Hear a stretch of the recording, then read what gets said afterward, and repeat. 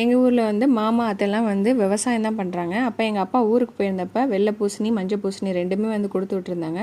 அதில் வெள்ளை பூசணி அல்வா வந்து செஞ்சு ரொம்ப நாள் ஆச்சுன்னு இன்றைக்கி ட்ரை பண்ணி பார்த்தேன். சூப்பராக இருந்தது. வாங்க எப்படி பண்ணலாங்கிறத பார்க்கலாம். அதுக்கு தேவையான அளவு வந்து வெள்ளை பூசணியை வந்து எடுத்துக்கோங்க. எடுத்துக்கிட்டு தோலை சீவிட்டு அதை வந்து நல்லா துருவி எடுத்துக்கோங்க.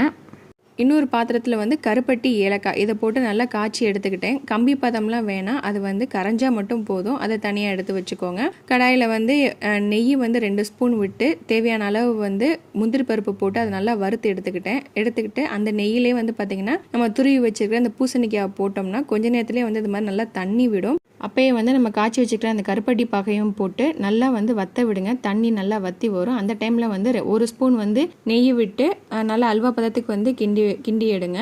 அதில் வந்து பார்த்திங்கன்னா நம்ம வறுத்து வச்சுக்கிற முந்திரி பருப்பையும் போட்டு பிள்ளைங்களுக்கு கொடுத்து பாருங்கள், உங்களுக்கு ரொம்ப பிடிக்கும். கண்டிப்பாக வந்து வீட்டில் ட்ரை பண்ணி பார்த்துட்டு எப்படி இருக்குன்னு கமெண்ட் பண்ணுங்கள்.